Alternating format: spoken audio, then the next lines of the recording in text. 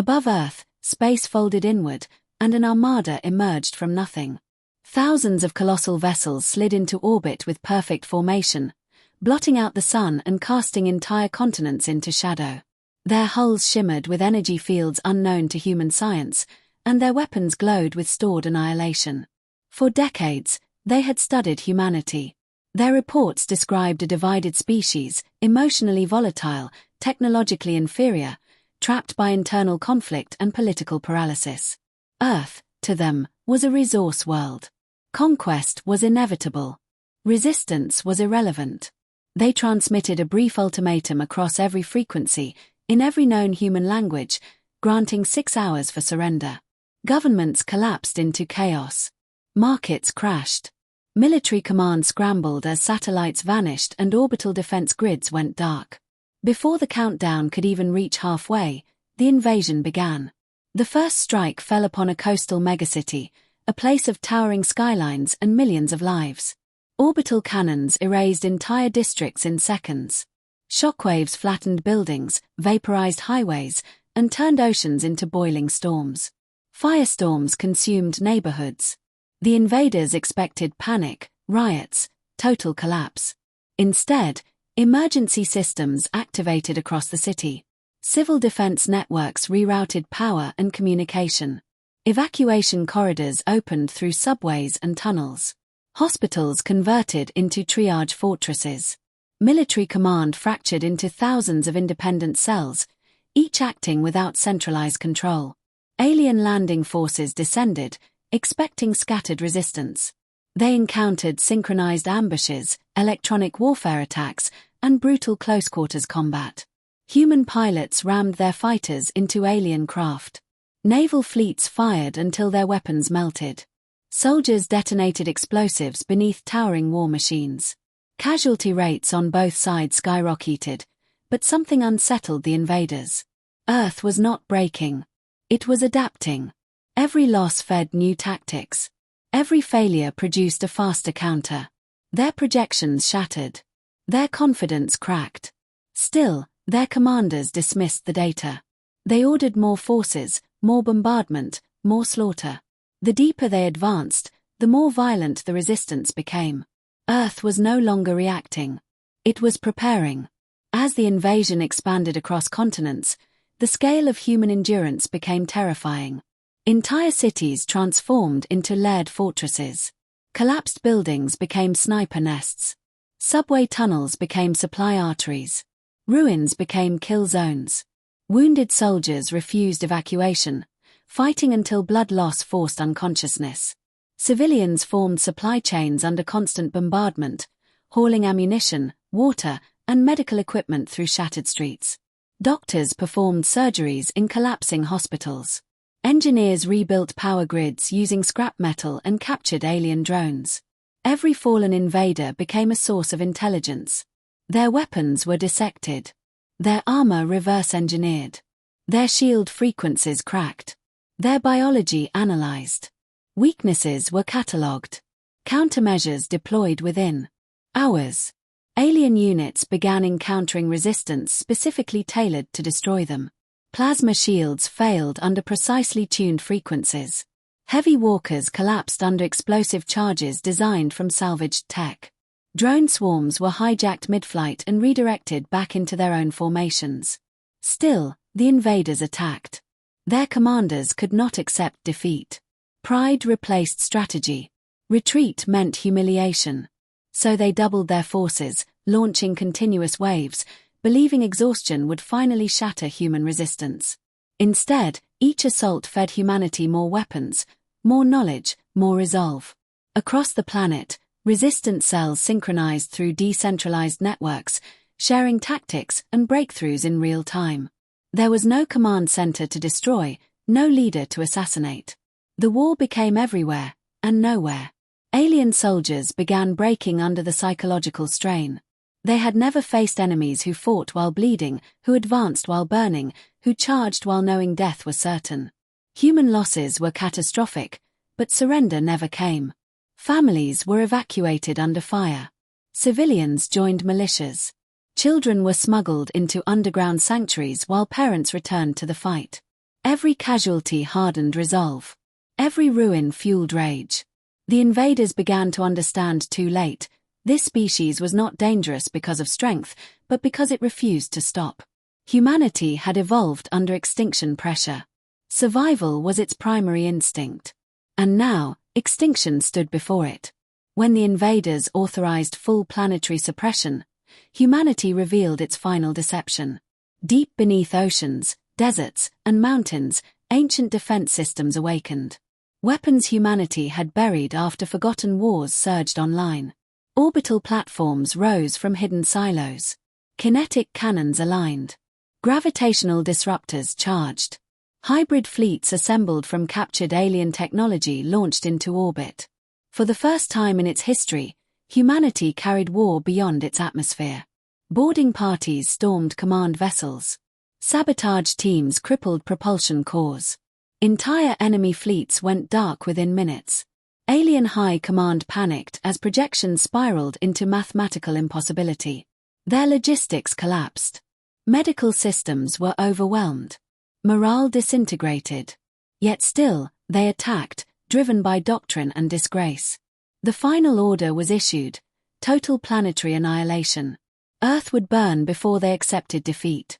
But human countermeasures activated before the first extinction barrage could fire. Planetary shields locked into place. Orbital cannons unleashed synchronized strikes that shattered the invaders' central command fleets. Space became a storm of debris and fire. The invaders realized the truth in those final moments.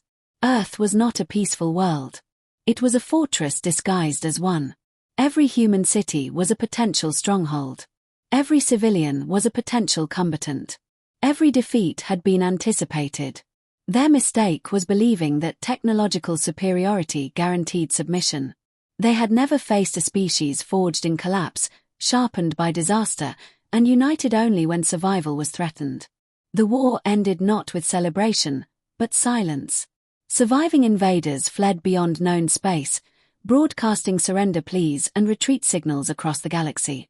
Humanity transmitted a single message in response, encoded into every known language and frequency. It carried no threat. It made no demands. It stated only that humanity sought no empire, no conquest, no dominion. It desired only survival. But if attacked, it would fight until extinction or victory, without hesitation, without surrender. Across star systems, civilizations archived Earth under the highest threat classification, not because humans were the strongest, but because they were the most relentless. On Earth, the ruins smoldered. Cities lay broken. Millions were gone. Yet humanity endured. Former enemies rebuilt together. Nations dissolved into planetary unity. Borders lost meaning. The scars of war bound the species tighter than any ideology ever had. And as humanity stepped into the stars, not as conquerors but as survivors, a warning echoed through the void, whispered in every corner of known space. They were warned about humans. They kept attacking, even while bleeding. And they learned, far too late, why some species are never meant to be tested. OK Perfect now write script on act, keeping in mind don't repeat any. The first counterstrike did not come from generals or war councils. It came from broken cities and wounded soldiers who refused to lie down. Across burning continents, human resistance evolved hour by hour. Command fractured into thousands of autonomous cells, each one adapting faster than the invaders could process. Data flowed through underground fiber networks, quantum relays, and emergency satellites rebuilt from wreckage. Every battlefield became a laboratory. Every skirmish became a lesson. Humans dissected fallen enemy units, decoding biological structures, neural pathways, and weapon mechanics in real time. Captured rifles were stripped, rebuilt, and recalibrated within minutes. Shield harmonics were cracked. Targeting algorithms were hijacked. Drone control systems were overridden and turned against their creators. Entire alien formations collapsed when their own machines suddenly reversed direction. On the ground, resistance became brutally efficient. Streets turned into layered death zones. Buildings were rigged to collapse in controlled cascades. Tunnels allowed fighters to strike and vanish before retaliation could land. Human squads operated without centralized command, adapting instinctively, exploiting terrain, weather, and chaos. Injured soldiers fought on with shattered limbs and ruptured organs, refusing extraction until their positions were secure. Medics dragged the wounded through firestorms, stitching flesh while explosions shook the foundations. Civilians formed invisible supply lines, delivering ammunition, power cells, and medical equipment through saw networks and subway tunnels. Children carried data drives. Elderly engineers rebuilt weapons from scrap. Entire neighborhoods functioned as synchronized war machines. Alien commanders watched their projections collapse into irrelevance. Their formations, designed for overwhelming shock, were being dismantled piece by piece. Their casualties mounted at an accelerating rate. Yet retreat remained forbidden. Their doctrine allowed no withdrawal before total victory. Each loss only hardened their resolve, fueling increasingly reckless assaults. They deployed heavier armor, denser formations, larger strike groups. Humanity answered with faster ambushes, deadlier traps, and ever more precise counterfire. Captured alien reactors were repurposed into kinetic weapons capable of vaporizing armored divisions. Improvised electromagnetic pulses crippled orbital supply chains. Human cyber units infiltrated alien command frequencies, injecting false orders, fragmenting coordination, and triggering friendly fire incidents across entire invasion zones. As the war escalated, psychological collapse began spreading among the invaders. They had never encountered enemies who advanced into artillery barrages. They had never faced fighters who detonated themselves beneath towering war constructs. They had never confronted civilians who charged armored troops with improvised explosives. Fear rippled through their ranks, destabilizing cohesion. Some units began to hesitate. Others broke entirely. Yet high command enforced relentless pressure, executing officers who hesitated, demanding constant advance regardless of casualties. Wave after wave descended upon Earth, bleeding themselves dry against defenses that only grew stronger. Humanity paid a staggering price. Entire regions were erased. Millions died. Infrastructure collapsed. Oceans boiled beneath orbital fire. Yet surrender never surfaced as an option. Survival instincts eclipsed fear. Grief hardened into resolve. Rage became discipline. The deeper the invaders pushed, the more lethal the resistance became. Humanity was no longer reacting. It was hunting. And for the first time, the invaders realized they were no longer conducting an invasion. They were trapped inside a war they no longer controlled. The shift came without warning. Human resistance stopped merely surviving and began shaping the battlefield. Across every continent, coordinated counteroffensives ignited within minutes of each other. Captured alien warships lifted from hidden launch zones, their hulls scarred but operational, crewed by human strike teams who had learned to operate unfamiliar systems through brute experimentation and relentless trial. Hybrid weapons, fused from alien technology and human engineering, tore through invasion corridors. Shielded carriers fell from orbit as their power cores were destabilized by precision sabotage. Command relays collapsed as infiltration units embedded false data streams, fracturing alien coordination at the highest levels.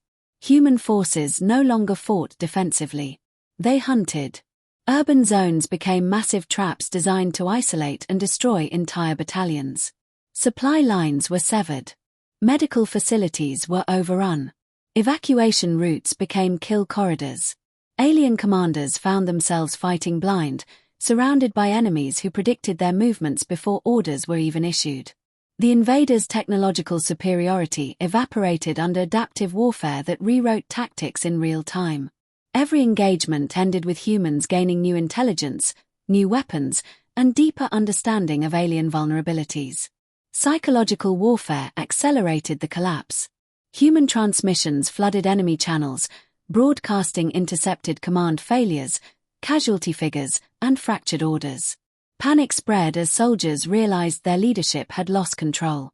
Entire divisions stalled, unable to advance or retreat. Some surrendered.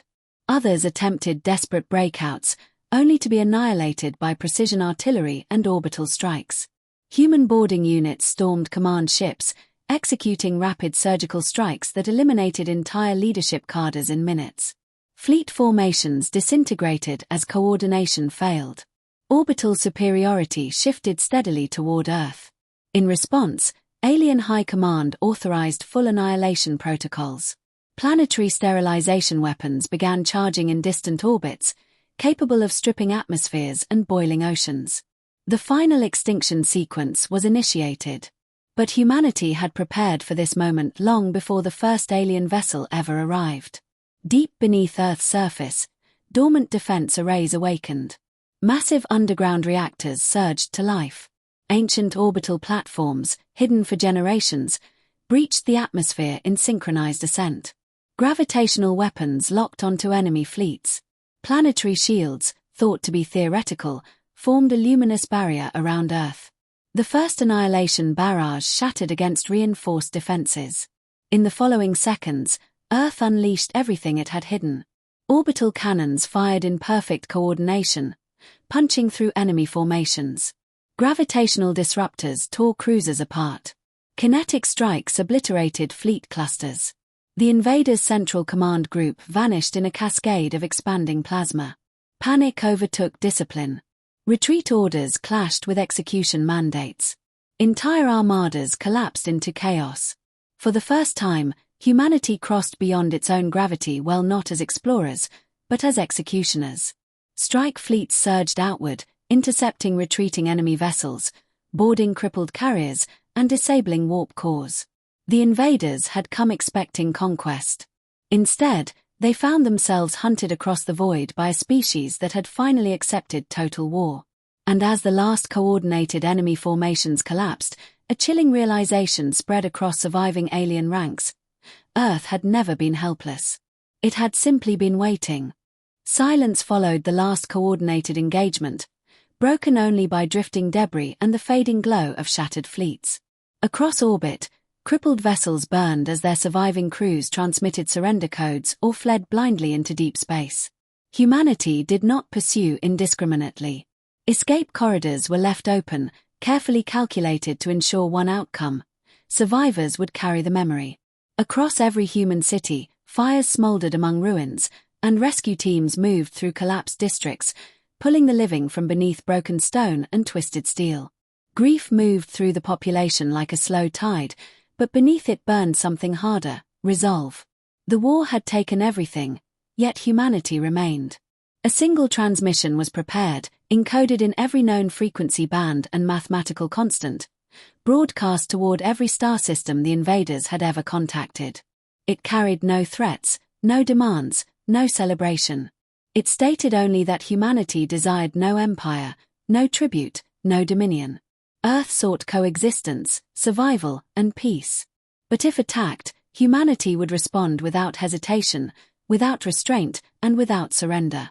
The message carried a record of the war: casualty figures, battlefield data, strategic breakdowns, and visual archives of the invasion's failure. Not as propaganda, but as proof. Across the galaxy, civilizations intercepted the broadcast and re-evaluated everything they believed about humanity. Intelligence councils revised threat classifications. Military doctrines were rewritten. Exploration fleets altered their routes. Entire empires quietly marked Earth as a system never to be tested. Not because humans were invincible, but because they refused to break. On Earth, reconstruction began immediately. Former rivals shared resources. Borders dissolved into planetary unity. Industrial centers were rebuilt beneath hardened shields. Orbital defenses were expanded. Education systems shifted toward survival sciences, engineering, and space warfare. Humanity prepared not for conquest, but for endurance. The scars of invasion became monuments, not to victory, but to the cost of survival. Names of the fallen were etched into continents. Cities rose around them, carrying memory into every street and structure. The survivors of the invading fleets carried their trauma across interstellar distances. Their warnings echoed through diplomatic channels and classified archives. Earth was not weak. Earth was restrained. Humanity did not crave war, but when forced into it, became something no empire could endure.